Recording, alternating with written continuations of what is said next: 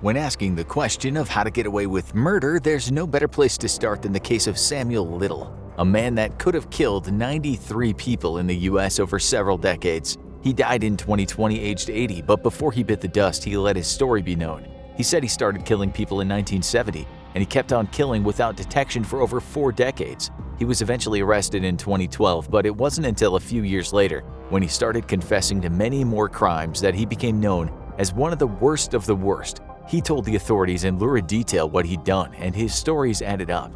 But how did a guy get away with killing for so long? Well, there are a few reasons in the case of Little. Firstly, he moved around a lot, killing in 19 different states. He might have had a criminal record as long as your arm, but all that movement made it hard to connect him to various murders. When a criminal moves a lot, various police departments might not be working together, which was certainly the case when he started killing in the 70s. But perhaps the main reason why he evaded capture for so long was that he killed people who might not have prompted the most rigorous investigations. Many of his victims were very poor, some were homeless, and many were addicted to drugs or selling their bodies on the streets. Some people he killed were unidentified, remaining Jane Does. There was a matter of race. When Little confessed, he made people take a long, hard think about race and class. Wealthy white girls and women he stayed far away from, knowing that this would elicit a meaningful response from the police. Little told the Washington Post, "I'm not going to go over there into the white neighborhood and pick out a little teenage girl." In a separate interview, he echoed that statement, saying, "I never killed no senators or governors or fancy New York journalists, nothing like that. I kill a journalist, it'll be all over the news the next day. I stayed in the ghettos." He was actually picked out in a photo lineup by a woman who'd gotten away from him, but the district attorney's office said they were not comfortable prosecuting a man when the only witnesses were prostitutes. In his own words, "They was broken homeless and they walked right into my spiderweb." There's a theory related to police work in murder which states there are less dead people. They're less dead because they were less alive, meaning they were the most vulnerable folks in the society whose lives, in terms of how the authorities looked at them, weren't as important as other people's lives. One academic put it like this: "A great deal less pressure is felt by the police when victims of a crime comes from the marginal elements." Just about all of Little's victims could be said to have been less dead. And because he moved around so much when picking his victims, this was why he wasn't caught for so long. But not all serial killers go for this type of victim, and certainly not all serial killers have a colorful rap sheet. Sometimes it's quite the opposite. Take the case of Ted Bundy. He was a good-looking, charming, well-educated man that was proud to say he worked in politics on election campaigns. He was liked by the people he worked with. He was also greatly admired by the women he married and had no idea what he was up to in his spare time. What's even more shocking is one of his jobs was working as the director for the Seattle Crime Prevention Advisory Commission. When he killed, and by God he killed a lot, he usually chose pretty middle-class young women, many of whom were studying at university. These people did not fit into that less dead category that we just talked about, but Bundy didn't fit the mold of a maniac either. For that reason, he could hide in plain sight. There's no way Little could have done such a thing. Killers often look for ideal victims, just as companies look for a target audience. Bundy was seen numerous times by people in places where women had gone missing. People reported seeing a guy with his arm in a sling. If you didn't know, Bundy did this to make himself look more vulnerable and needy. Those people told the cops what he looked like, and later others would come forward and describe the man they had seen. The sketches looked just like him. The thing with Bundy was he was a psychopath. His narcissism made him think he was too clever for the cops, and he was able to use his so-called winning smile to gain people's trust. The authorities weren't exactly looking for a guy with a great job and a wife. He even once worked for the Department of Emergency Services and talked a bit about missing women. Part of his job was to look for women that he'd killed himself. He was basically armed with a kind of cloaking device based on society's biases, rather like what is depicted in the novel American Psycho. On top of that, they didn't have much forensic evidence to work with, and some of the bodies were missing. At one point, cops were looking for a guy named Ted since someone had given them that name. They had the description of his face and body, and they knew about the VW Beetle. One of his colleagues even called the cops and said, "I think Ted Bundy could be the man you're looking for." But then police received around 200 similar calls every day. Then, when the going got tough and bodies were being found, Bundy left the state. He started killing again, of course, but again, when different states are involved, it can be hard for police to link murders. There's an actual term for this called linkage blindness. Even an ex-girlfriend of his called the police and said she thought she had dated the killer. Her name was Elizabeth Kopfler, and it seems her story fell on deaf ears. It was only when the cops had computerized databases to work with that they realized that from the 26 names they had, one was Ted's. Later, when he was pulled over driving around Salt Lake City and his car was searched, police found these items: a ski mask, trash bags, handcuffs, a crowbar, lengths of rope, and an ice pick. That was pretty much the serial killer's starting kit. Bundy escaped from custody twice and killed again, but we won't go into that. In conclusion, he got away with it for so long for a few reasons. He just didn't fit the description of a killer. Moving across states created a linkage blindness, and of course DNA evidence wasn't available. While the cops did have an archaic database, Bundy might have been caught earlier if they had had a kind of tracking technology they had today. But sometimes police just do very bad work, as you'll now see. In 1979, in a suburb of Bradford in northern England, a policeman turned up at a house to interview its occupant. His name was Peter Sutcliffe, the man that would later become known as the Yorkshire Ripper. That cop had a sketch to go on provided by some of the women who had escaped the clutches of this maniac, and the guy he talked to that day over a cup of tea looked identical to the sketch.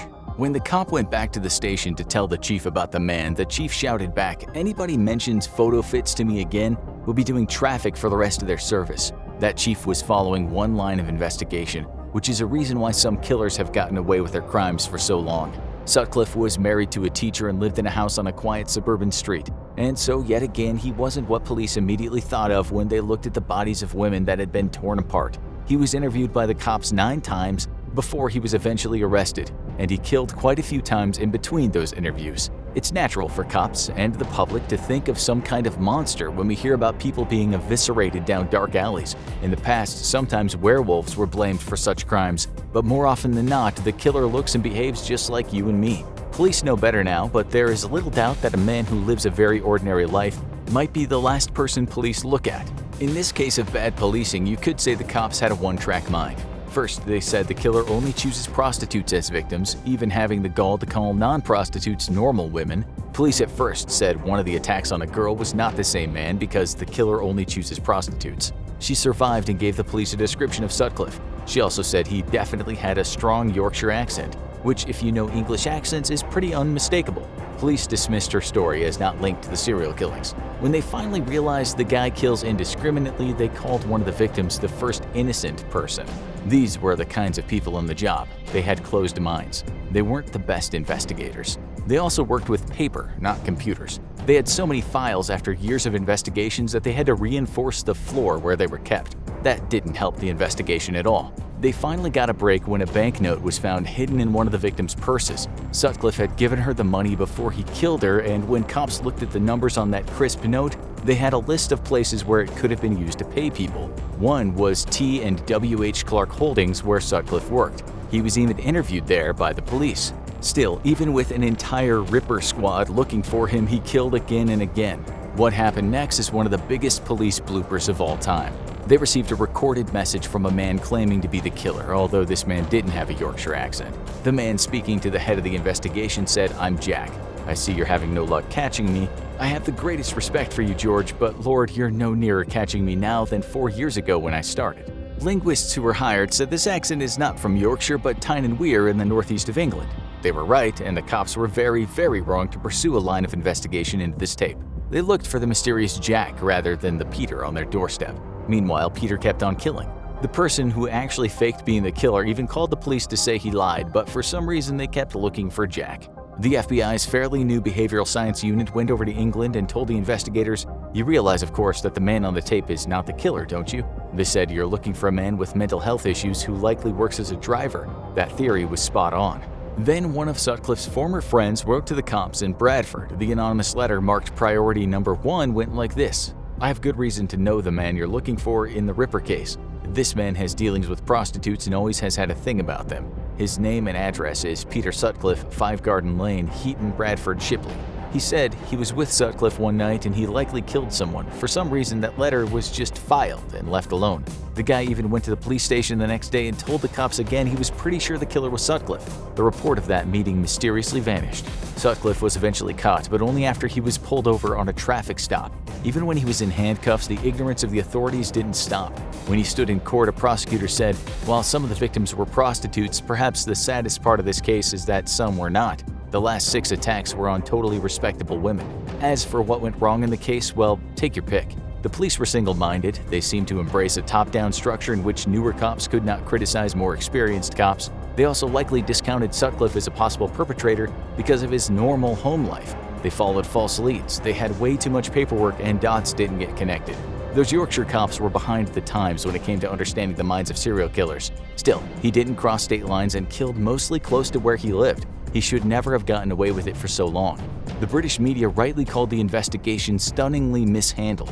Sticking with Britain, let's have a look at the case of Dennis Nilsen, the serial killer that strangled boys and young men and then spent time watching TV with the corpses. This bespectacled man was well liked at work, where he held the role of executive officer in a civil service job. Prior to that, he'd been a soldier and even worked as a policeman. He was quiet and intelligent, so when he smelled of booze or took days off work to dismember and burn his decomposing victims, no one thought anything of it. He didn't just come across as normal, but so harmless that people felt a bit sorry for him.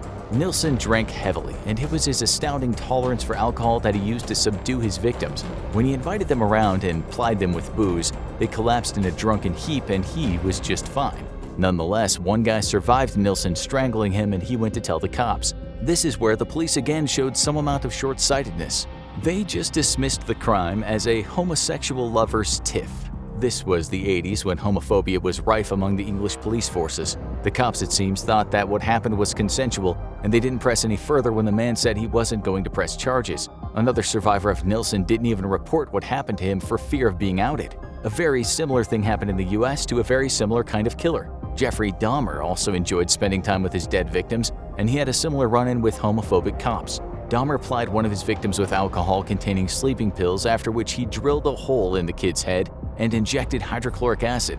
Like Nilsen, he had a thing about people leaving him. Dahmer wanted to create his own kind of obedient zombie. The kid eventually escaped, only for 3 women to find him in the street looking very confused and distraught. They called the cops, but when the police turned up, they didn't believe the women when they told them something was very wrong here. They believed Dahmer, though, when he arrived on the scene and told them they'd just fallen out. The police almost used the same words as the cops had done in the Nilsen case. They wrote it down as a lover's quarrel. Even though blood could be seen around the victim's backside, they helped walk the kid back to the apartment.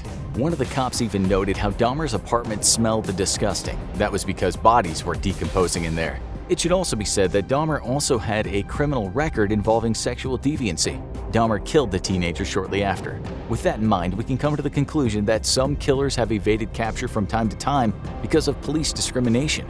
In both these cases, the cops either felt uncomfortable with homosexual men or had outlandish preconceptions in regard to what goes on in the gay community. In Dahmer's case, he certainly should have been on the police radar. He had a record and after arrests had been called a sociopath with sadistic tendencies by psychiatrists. They also said this man will strike again.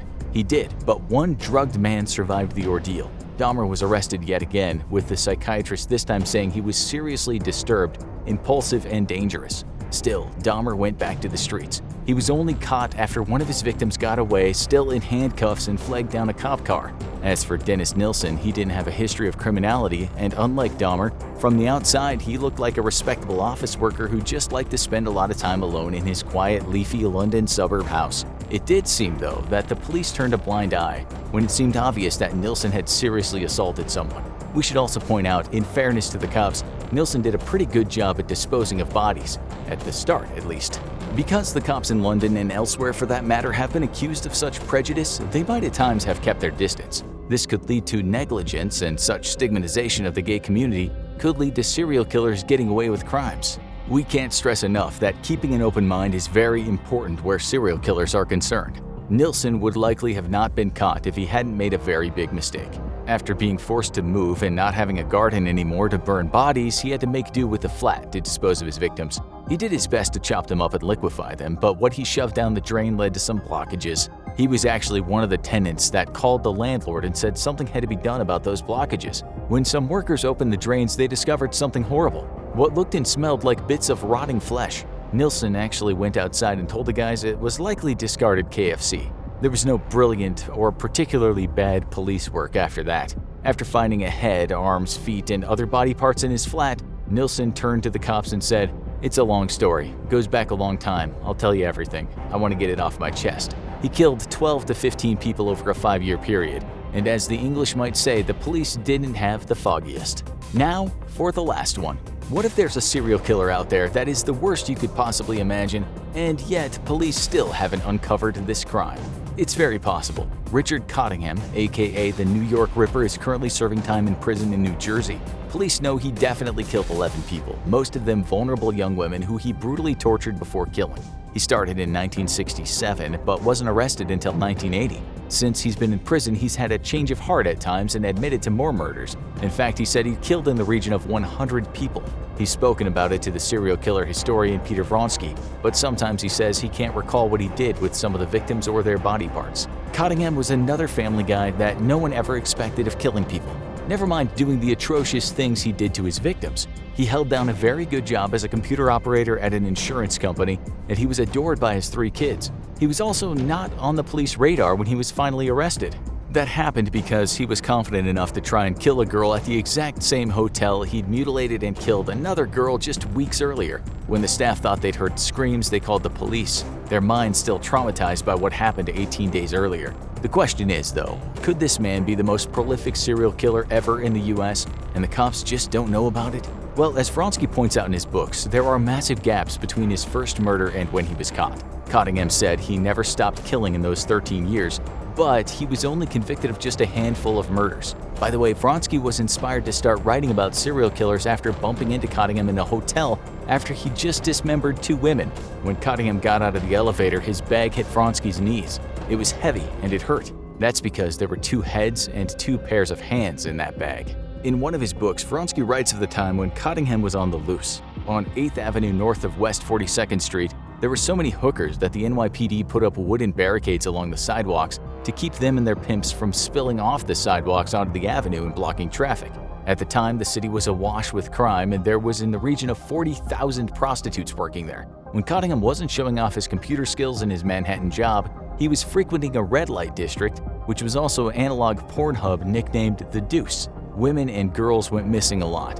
In 1974, Marianne Pryor, age 17, and Lorianne Kelly, age 16, were last seen at a bus stop in the area. Their naked bodies were found later behind a parking lot. It wasn't until April 2021 that detectives, with the help of Vronsky, finally solved the case. Cottingham had savagely killed them both. Other cold cases were also solved after Cottingham's confessions. But did he kill 100 people? That's the riddle Detective Robert Anzalotti tried to solve for a long time.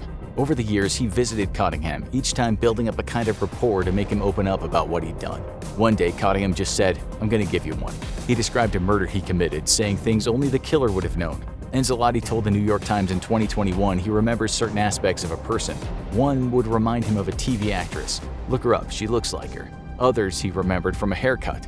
Unfortunately, since Cottingham didn't know his victims at all, he couldn't recall any names. Detectives are still working on many cases, so perhaps the extent of Cottingham's crimes will one day become known. He's getting old, though, and according to Anzalotti, getting anything out of him is hard. I think sometimes he grapples with his own gruesomeness back then, Anzalotti said. Richard Cottingham might be in prison, but it seems in some respects he's still getting away with murder. Now, you need to watch Could This Be the Deadliest Serial Killer in the History of Mankind? Or have a look at My Nice Neighbor, Serial Killer, True Crime.